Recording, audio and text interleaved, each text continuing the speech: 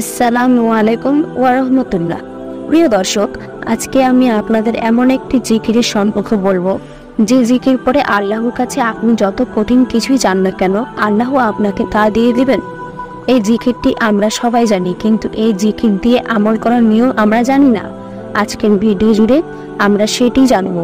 আমাদের জীবনে আমরা এমন সব পরিস্থিতির সম্মুখীন হই যখন আমাদের দেওয়ালে ফিট থেকে যায়, এমন সব কাজ আমাদের সামনে চলে আসে যেগুলো সম্পাদন করার কোনো উপায় আমরা খুঁজে পাই না।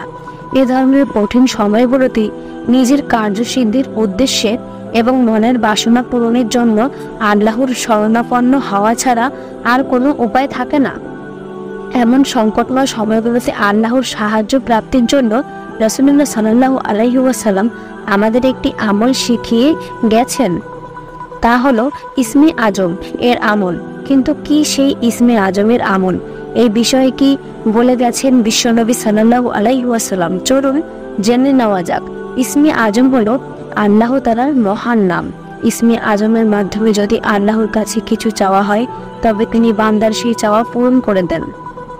এই মহান নামের মাধ্যমে আল্লাহকে ডাকলে আল্লাহ বান্দার সেই ডাকে অবশ্যই সাড়া দেন। এই মর্মে মহানবী সাল্লাল্লাহু আলাইহি ওয়াসাল্লামের সাথে এর থেকে হাদিসের অনেক বর্ণনা পাওয়া যায়। বহু ইসলামিক স্কলার এর সম্পর্কে বলেছেন, ইসমে আজম হলো আল্লাহ তাআলার মূল নাম, অর্থাৎ আল্লাহ। আমরা জানি যে আল্লাহ তাআলার অনেক গুণবাচক নাম রয়েছে। সেই সকল নামের মাঝে মূল যে নামটা সেটা হচ্ছে আল্লাহ।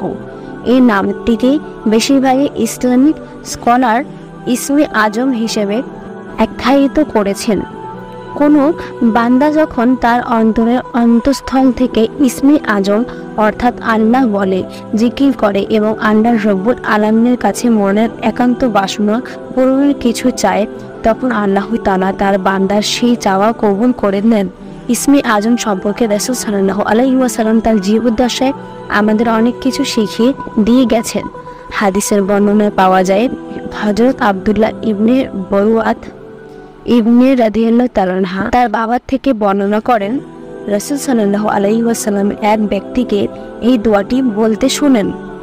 দোয়াটি হচ্ছে, আল্লাহুম্মা ইন্নী আসআলুকা বিআন্নী আশহাদু আন্নাকা আনতাল্লাহ লা ইলাহা ইল্লা আনতাল আহাদুস সামাদুল্লাযী লাম ইয়ালিদ ওয়া লাম ইউলাদ ওয়া লাম ইয়াকুল লাহু কুফুয়ান আহাদ।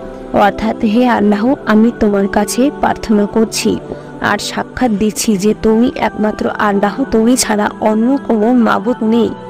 তুমি একক সত্তা, স্বয়ং সম্পূর্ণ। তুমি কাউকে জন্ম দেওনি এবং কেউ তোমার থেকে জন্মগ্রহণ করেনি, আর তার সমকক্ষ কেউ নেই।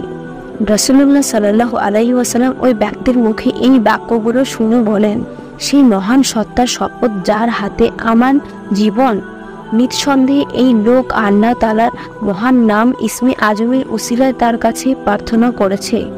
যে নামের উসিলায় দোয়া করা হলে তিনি কবুল করেন এবং যে নামের উসিলায় প্রার্থনা করা হলে তিনি দান করেন। সুবহানাল্লাহ। এই হাদিসের আলোকেই বিশ্বখ্যাত সব হাদিস বিশারদরা বলেছেন, এটি হলো সেই দোয়া যেটিকে ইসমে আজম বলা হয়। হাদিসের বিখ্যাত ব্যাখ্যা গ্রন্থ ফাতহুল বারীতে আল্লামা ইবনে হাজার আসকালানী রাদিয়াল্লাহু তাআলা আনহু এই হাদিসটিকে ইসমে আজমের সবচেয়ে নির্ভরযোগ্য ও বিশুদ্ধ হাদিস হিসেবে আখ্যায়িত করেছেন। এই ইসমে আজম পড়ে আল্লাহ তাআলার কাছে মনের আশা আকাঙ্ক্ষা পূরণ করার জন্য দোয়া করলে অবশ্যই আল্লাহ পাক বান্দার মনের সব ভালো ও কল্যাণকর আশা আকাঙ্ক্ষা পূরণ করেন। আর তাই আমাদের প্রত্যেকের উচিত নিজেদের একান্ত কল্যাণ করা ইচ্ছাগুলো পূরণের দৃঢ় ঈমানের সাথে ইসমে আজমের আমল করা।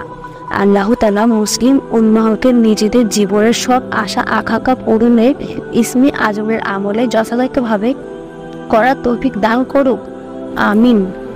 তো বন্ধুরা, এই ছিল আমার আজকের ভিডিওটি ভালো লেগে থাকলে অবশ্যই লাইক, কমেন্ট ও সাবস্ক্রাইব করবেন এবং ভিডিওটির বিষয়ে যদি কোনো ভুল মতামত থাকে অবশ্যই কমেন্ট করে জানাবেন।